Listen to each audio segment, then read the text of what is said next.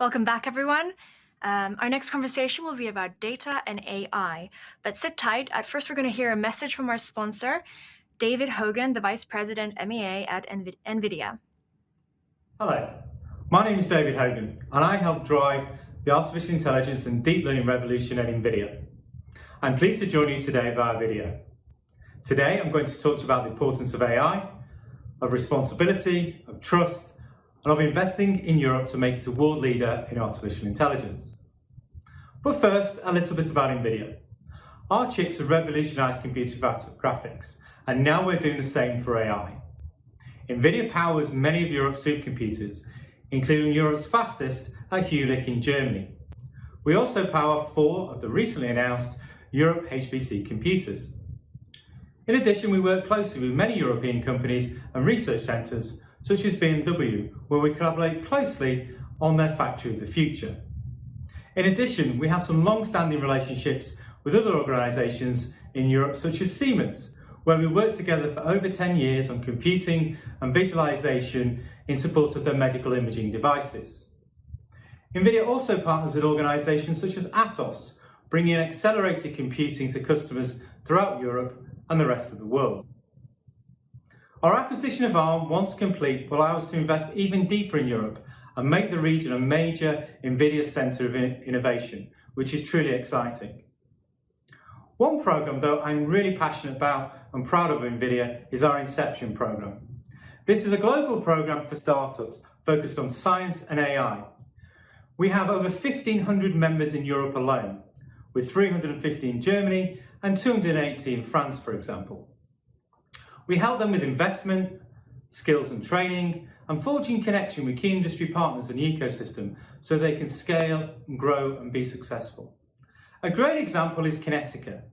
Using Nvidia GPUs during the pandemic, they supported Paris hospitals provide real-time intelligence on the location of COVID cases and provide that data to them so they could make active decisions and improve the response to the pandemic.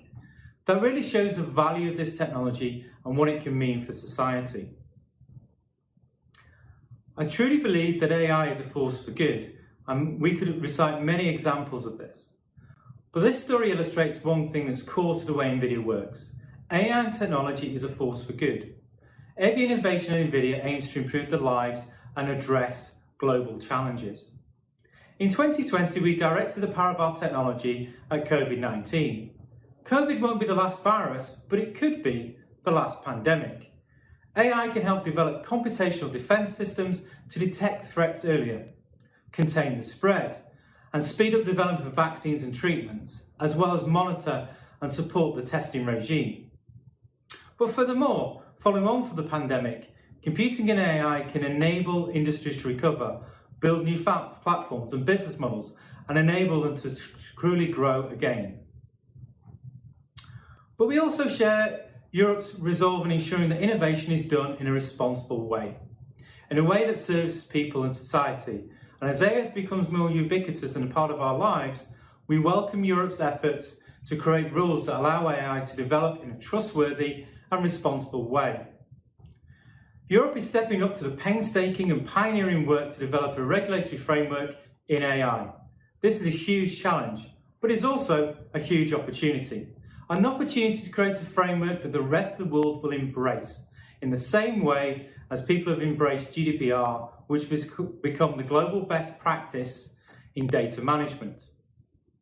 The only way to realise the immense economic and social potential of AI is for people to trust it.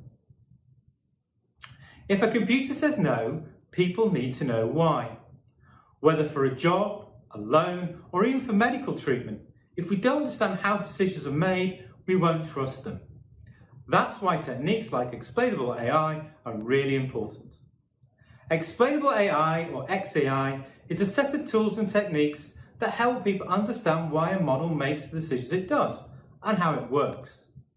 For example, being able to show how a model was trained and what data was used. And crucially, it also means being able to shine a light on what source of bias the model might have been exposed to. It is not enough for a black box to give an answer. It must be able to explain and show its work, and also to show how it's been designed. Trustworthy AI requires techniques that make it possible to audit concepts like transparency and fairness. Nvidia works with scientists and researchers who are developing these tools and contributing our expertise in AI software and hardware and engineering to accelerate the work that they're doing. This is really cutting-edge work, but we're already seeing great progress in several verticals. For example, federated learning in healthcare, which protects privacy while allowing AI systems to train on data and bring AI to the point of care. And in financial services, bringing approaches to explainable AI in the field of credit risk to give greater transparency on those transactions. We believe these efforts will make a significant contribution to enabling a functional regulatory environment for AI and ultimately unlocking the economic and social benefits of AI for everyone. AI presents complicated issues, as I'm sure we'll see debated in the EU's legislative arena. But our message is simple. We support Europe's efforts, we share your values, and we're investing in human potential across Europe. Thank you for listening to me on why Nvidia can help spur on European innovation and make AI a force for good. I look forward to hearing the panel next. Thank you. Welcome back. Today I will be joined by an excellent panel of experts. Joining me today is Carmen Artigas, who is the Secretary of State for Digitalization and AI in Spain, Cecilia Bonafeld-Dahl, who is the Director General of Digital Europe, Angelica Niebler, who is an MEP from the EPP Group and the lead negotiator for the Data Governance Act, as well as Bertrand Palez, who is the Director of Technology and Innovation at France's National Commission on Informatics and Liberty. Welcome all. As usual, don't forget to submit questions via the Swapcard app in the questions box next to the live stream. You can also answer our poll, which is, will the US and the EU ever be able to harmonize their approach to data? Feel free to tweet using the hashtag POLITICO AI. Now, let's start. Europe's strategy to really give the European AI industry a boost is to regulate high-risk AI, but also lower barriers for data sharing. And as we all know, without data, there is no AI. Cecilia, do you think this is the right approach?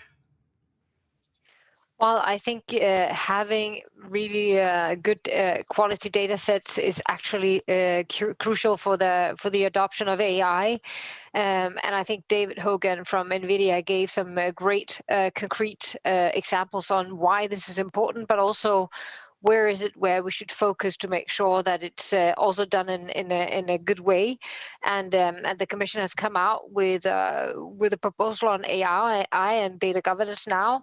Of course, there is a lot of details to be discussed, but I believe that the targets that we have set both in our manifesto of Digital Europe Manifesto, the Stronger Digital Europe, and that the Commission is now defining also in the Digital Decade consultations, meaning, for example, a specific percentage on adoption of and use of data for SMEs are going in the right direction. I mean, the most important thing must be that it is possible for both small companies, big companies, to really get easy access to legal compliant data.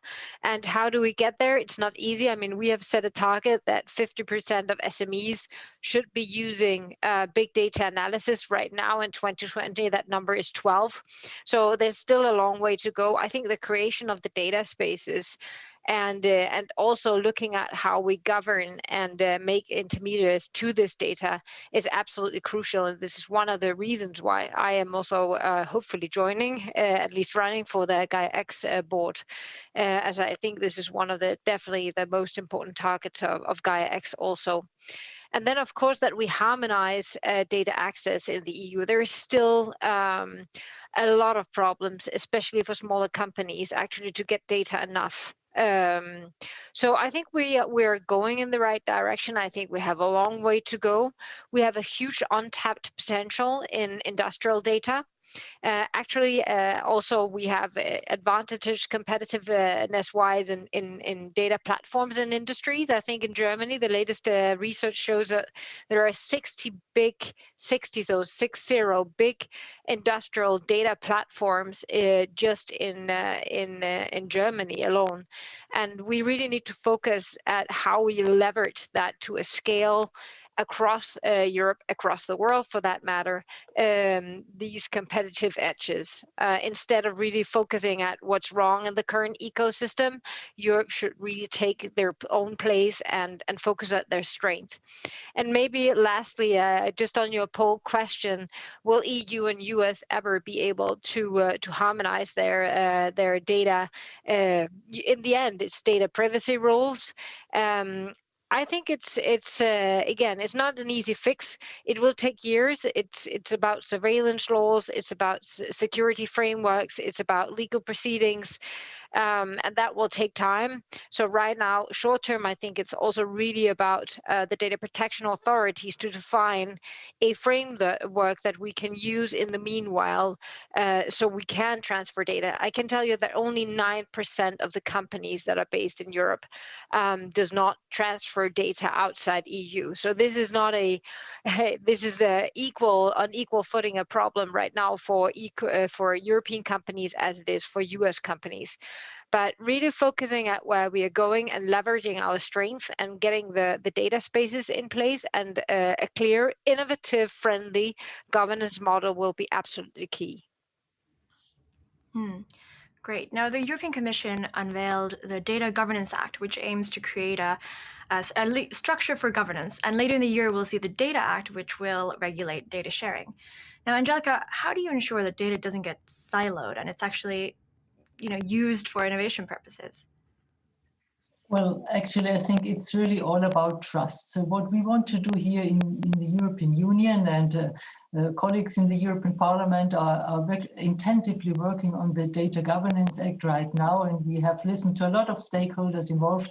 So we are quite keen in moving forward with also a good proposal coming from the European Parliament. So we think we have to build up a trustworthy environment. So the idea is that we are going to implement these neutral data intermediaries, which are offering services, but as they are neutral and not by using data being submitted to them for their own and other business purposes, we think this is a trustworthy environment.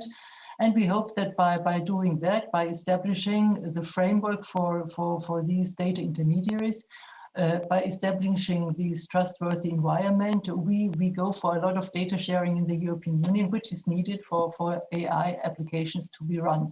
So we are very keen in doing everything and in giving the framework so that data spaces all over Europe can establish. We are very, very keen in moving that forward. And for that, it's always good to listen to a lot of businesses, companies, stakeholders involved, public authorities who submitted us their opinion on how to, for instance, better use public data.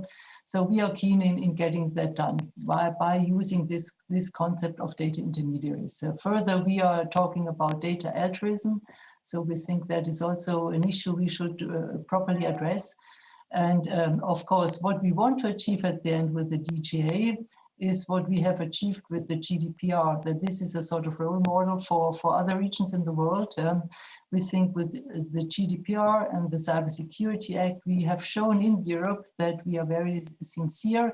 We have in the European Parliament a very open and lively discussion and debate what is the right approach to giving the right framework. And for that, I think at the end of the day, we will hopefully have a good proposal, which is also accepted by the ones who are going to build up these data spaces all over Europe. Maybe that's for the beginning.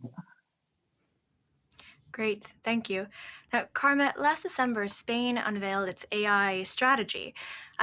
What is Spain doing in terms of AI and data in particular? Yes, first of all, we agree absolutely with the previous position that the reason why Europe has never become a leader in AI, among other reasons, is because we have such a fragmented continent that data had not been shared in a common European space. And therefore, we absolutely share this vision that the key for AI development in Europe has to do with creating these data sharing spaces at 3 levels: G2G, G2B, and B2G. Of course, the Data Act focuses on the B2B and B2G environments, but we should not forget also the G2G, in the sense that we shouldn't have different standards in the way that I share, depending on who are the actors. This is why we have become an active role also on the world of Gaia-X, and we expect that together we define these data standards, in order to prevent data silos. Of course, in order to develop AI, we must take into account technical considerations, legislative consideration, but also social implications.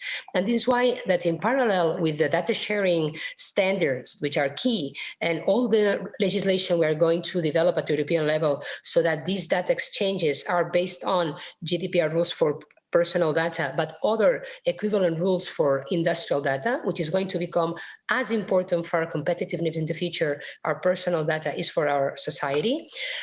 We need to take into account the social implications of AI, and this is why it's very important also the AI regulation that is also being proposed.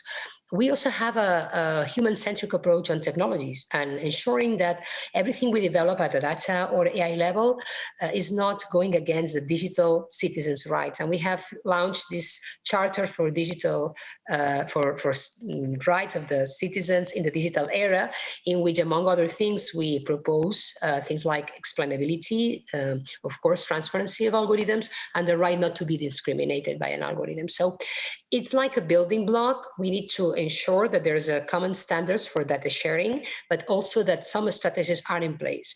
We are in favor of privacy by design algorithms and also green by design algorithms, that in the very, very initial concept of any algorithm, we take into account energy consumption and data privacy. I think it's good for the competitiveness of Europe that we share our data among different sectors, not only industrial data spaces, let's say tourism, health, automotive, but also that if we have the same standards, we can combine, for example, automotive data with tourist data or agriculture data with health data. And this is why we need these common standards. And I'm sure that companies will cooperate, because at the end of the day, this is going to create enormous competitive advantages. Great. Bertrand, what's your view on data access and protecting personal data?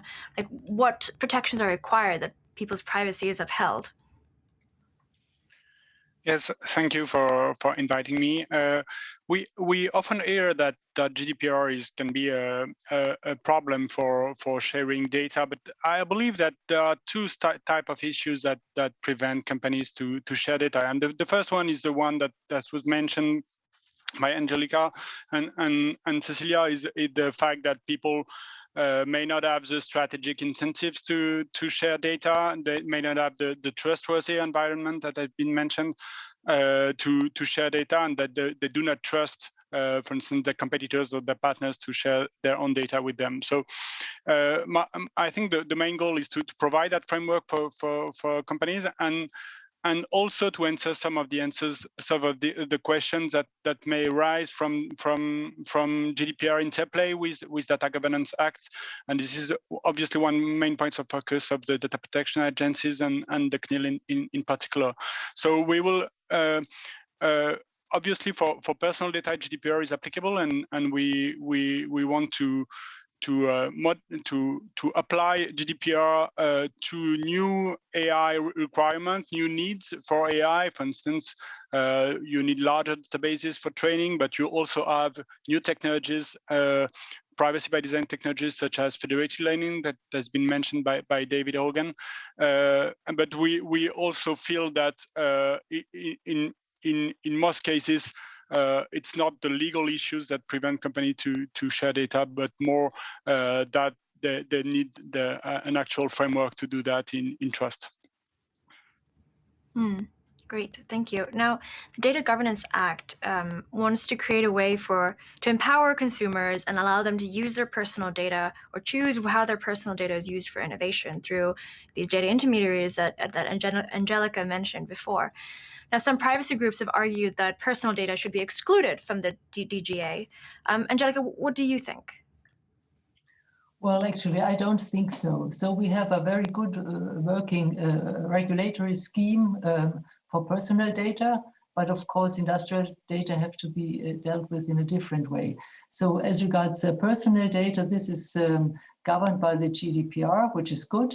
When we talk about, or when we discuss on the new government structure within the Data Governance Act, we do not want to amend or to modify the data protection rules, the European data protection rules. Our idea is more the tools, you know, the flexibility, which is also in the GDPR, should be used. So someone addressed the issue on anonymization, pseudonymization of data.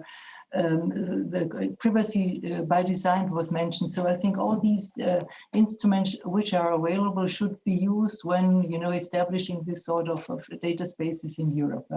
There I think we have to be really, really very creative. And allow me just to come back to what my other colleagues have said. I think what's really important is to consider or to take into account why, in particular, small and medium-sized companies are not properly, you know, being involved in data sharing. And I learned from a recent study in my home region in Germany from VDI, from the German Industry Association, that companies are reluctant to share data because they fear unauthorized use and because they are lacking the data they need, and they think, well, also technical barriers are hampering their data sharing. So taking that into account, I think really everything has to do with this trustworthy environment. And if we are now managing, you know, keeping high standards in personal data protection on the one hand side, using the instruments, the tools available for making use under AI, these personal data, and arranging for industrial data governance scheme which fits for purpose, then I think we are very well placed in the European Union. Cecilia, do you have a comment to add to that? Yeah, I mean, I must say I agree mostly with Angelica, but maybe one additional comment. I think Europe needs to focus less on the regulatory side of industrial data and more on the enabling side. We are in a position where we for once can say that we are not lagging behind and, you know, we are running too slow. But we could risk to run too slow if that is the part that we're focusing too much on. Okay, if we have inequalities, let's do that. But the enabling part where we will have the data spaces, I can tell you that one of our big European members told me, well, all our research on our health services is done basically in US because there we have the data space and we have had it for 12 years. So let's also be very clear that maybe it's not only regulatory things that we need now, it's clarity if there are areas where we're not clear, and then it's a boost. I mean, we have, without the UK, EU has 5% of the world's unicorns. I mean, that is just so little, right? And if we actually are sitting on a gold mine and a strong competitive environment where we could lead and where we have the industrial platforms, data sharing platforms, and we just need a boost, let's not slow the animal down. Let's make sure, of course, we have clarity, legal clarity, but that we basically don't waste the opportunity of enabling ourselves to basically also lead in one area. Great. Karma, do you think the Commission's approach is a balanced one? I mean, does it strike the right balance? Yes, I think so. And in particular on what you were talking before, on the right that the citizens have to share their data, I think that's a very important topic. Citizens must at all times have control over their data and decide if they want to share it for social purposes, medical purposes, improvement administration services. So it's very important that we consider the concept of data portability. But I think there's still a philosophical debate probably going beyond this that is not probably been tackled enough in depth. There's something that probably we are very alike or very agree, the fact that I can share my personal data for some purposes, but I would treat medical data and biological data as a separate group. Why do I say so? Because there's some different voices that do not agree that the right to share my biological data is an individual right and not a collective right. For example, if I decide to share my DNA, I'm exposing my daughter's DNA. So, to what extent, by sharing our personal data, we are exposing other people, because by relating a certain group of people, you are describing the whole. So I think we should, based on the principle that you need to have right to be a data donor or data portability, I think there are still some things on some areas of application that should be looked very much in depth. And regarding the industrial data, we need to bear in mind that there's some important industrial data that has to do with competitiveness and industrial secrets. If I have a digital twin with a special settings, it's very important that there is an industrial property that makes that company more competitive than the other. So we also need to look up all the different dynamics that will be taken in place. So I think that's very important that while we work with the legislators, we also work with the practitioners, and we establish either sandboxes environments or some countries that propose themselves as pilots to put those regulations in place, because we need to start thinking about a dynamic regulation.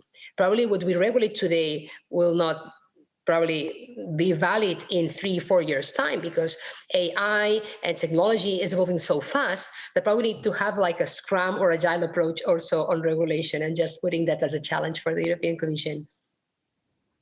Thanks. Really interesting points. Now, Bertrand, I'd like to hear your comments on what Carmen just said, especially around biological data, but also the sovereignty aspect.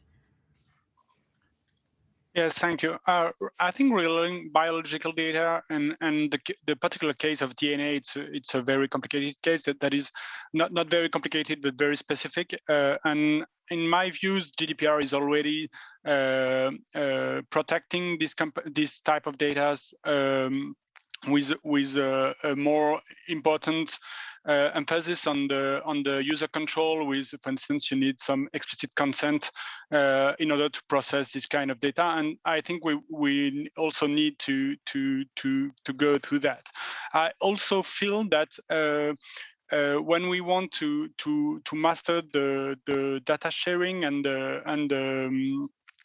the outcomes, the positive outcomes that we can expect from bringing some data together, we obviously need to have people in control, and GDPR is providing a framework for that. But we also need to have some technical infrastructure that is consistent with the data protection principles. And I think data spaces, and obviously data spaces that are made in Europe and that are subject to European laws, and where we can ensure the protection of individual rights is an answer for giving new opportunities for SMEs, but also for governments and companies to ensure some kind of sovereignty and ensure that the data remains gives value to the European economy as well. One of the most controversial aspects about the AI regulation is facial recognition data and how that is used. Now, as a privacy regulator, where do you see the limits of data use in certain AI practices? So that's a question that we are actually currently debating among the data protection authorities, because the Commission has asked the EDPS and the European Data Protection Board to provide an opinion on the AI regulation that will be issued probably during the month of June. What we feel at this stage is that there are very specific situations that needs to be taken into account. First is the fact that biometric data a bit like DNA data. It's a specific type of data because you cannot change it. You cannot change your face if you are in a databases with a wrong purpose or with a wrong labeling. For instance, labeling that you have misconduct on something. You cannot change your face like you can change your email, and it's the same for DNA. It has been said. So this is the first point that requires a specific level of control. The second part, I think, is the fact that it's in public spaces, and I think it will be one of the big questions around this prohibited use of AI, because it's very difficult for people to oppose, for instance, the collection and the processing of the data when it's collected in the public space, and it's a question of legal framework regarding our highest level of legal texts, such as the European Convention of Human Rights, but also GDPR.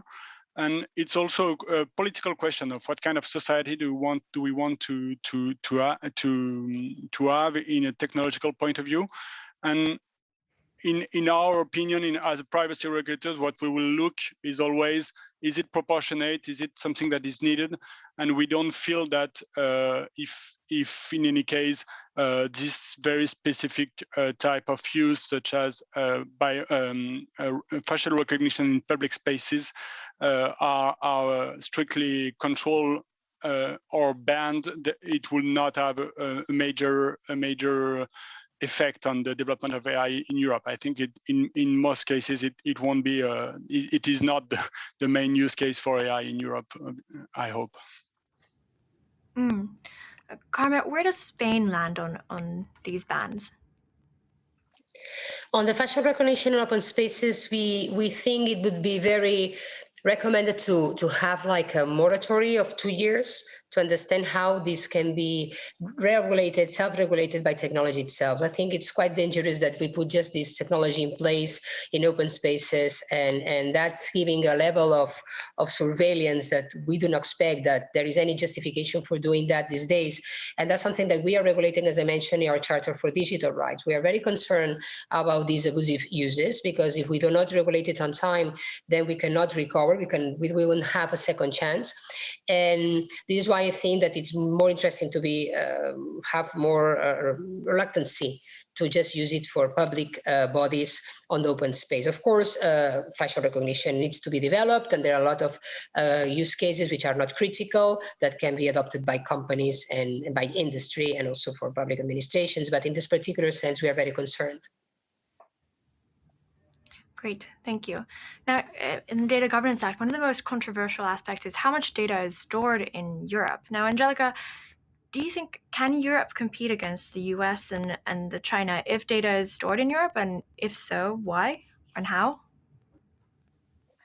Well, I think this is a complicated question. And actually, when dealing with the Data Governance Act, we are right now, I had a shadows meeting this morning, we were discussing, to what extent, data can be transmitted also to third countries. So in general, I think, we have to go for specific rules. And if these rules are applicable, it should not be a difference as to whether you store data outside Europe or inside Europe. That might be different for some sort of sensitive data, where I think the Commission should come into place and could give us guidance on as to whether there are specific justified reasons for keeping data in the European Union for specific purposes. So that is still under discussion. But in general, I think it's good to have a free flow of data. That is what we want within the European Union, within the internal market. But I learned from a lot of companies which have international cooperation all over, and we do not want to hamper these free flow of data. So where we have our specific interest in the European Union, we have to be, I think, very, very careful in how to arrange for it. Like with what we discussed under the privacy shield, and all the issues on the Schrems case, etc. So it's still not sorted out, properly sorted out. We are still working on finding the right approach to it. on the one hand side, taking care of our European interests and making Europe resilient against other regions in the world. That is what we really want. That is why we have to become much stronger than we are right now. And Cecilia is perfectly right. If only 5% of the unicorns are situated in the European Union, then we know what we have to do actually to come forward.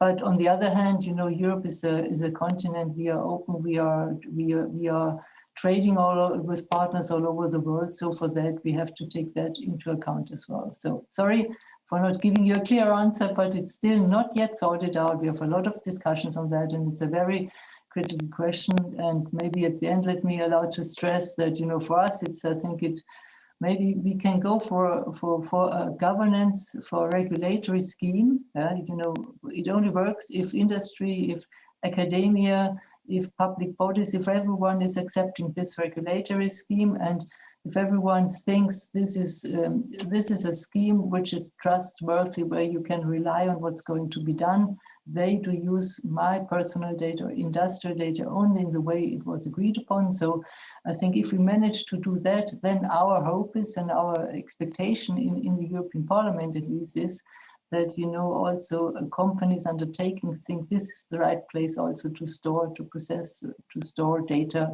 compared to other regions in the world, because this confidence is there. Carmen, I can see you nodding. Do you have a comment to add? No, I agree, because this is an important topic. We talk about free data flows, and we sometimes forget about where data location.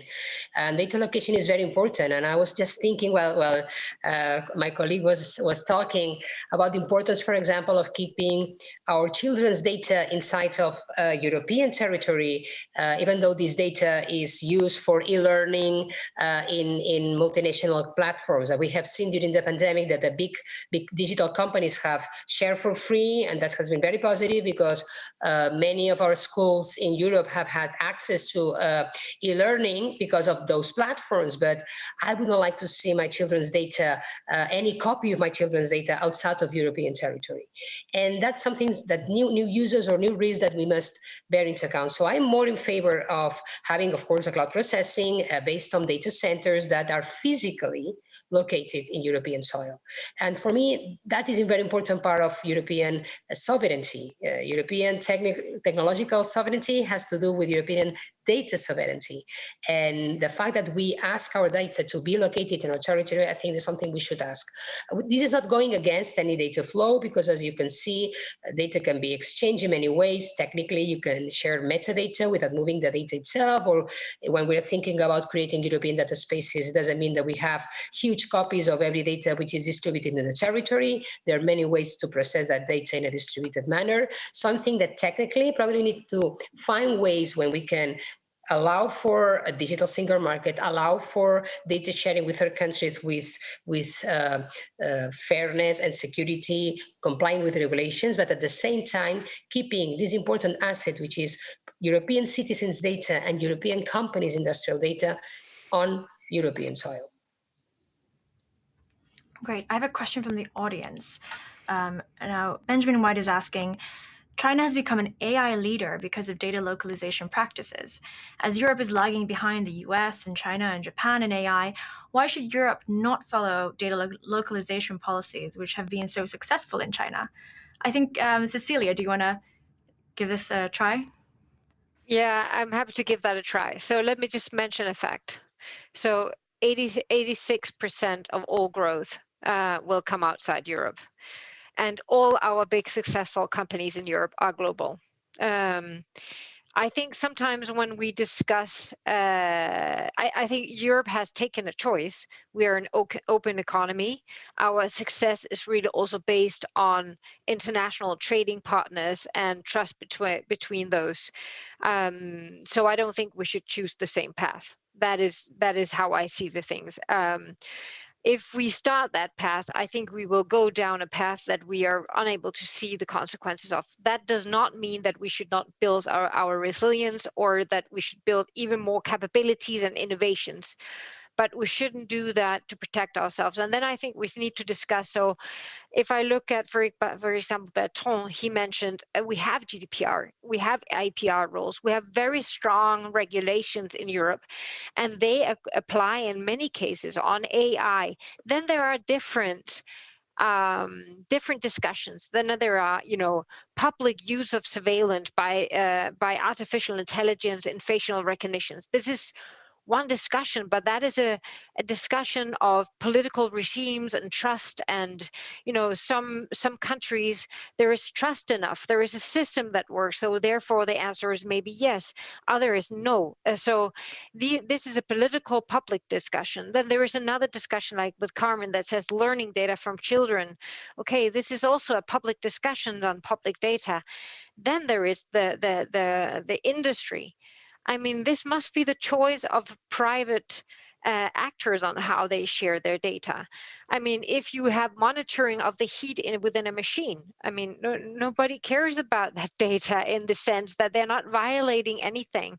And of course, if it is a private in an IPR right that they don't want to violate, well, this is already legal. So of course not, that should be a given. So I'm lacking maybe a little bit of granularity in the different discussions, and instead of just discussing data, discussing the different levels of challenges for different players that data is creating. But data localization, I think we should walk in front and make sure that we up the game of privacy, not only with the US, but also with US, UK, our close allies and maybe like-minded partners, but also long-term with other big trading partners. I think we have an obligation to do that, and I think we should have confidence to do that. Great. Another audience question. This is for Angelica. Now, the Data Governance Act also creates a mechanism to share data for the public good called data altruism. Someone is asking, what is the limit to obligating companies to share their data for the public good? Should anyone pay companies to make such data available, or should they make it available for free? Well, good question, actually. So, I think there should not be an obligation.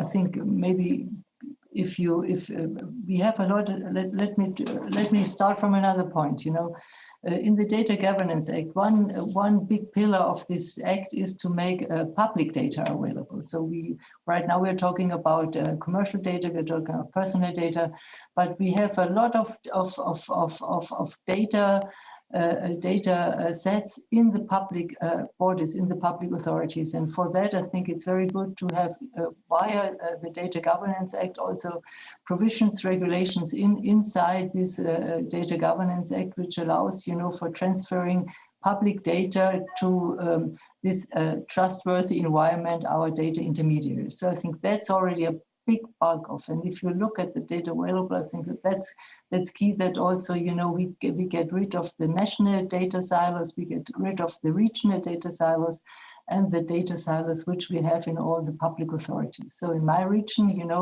every unit, every public body is very keen in keeping its data. Even the Ministry for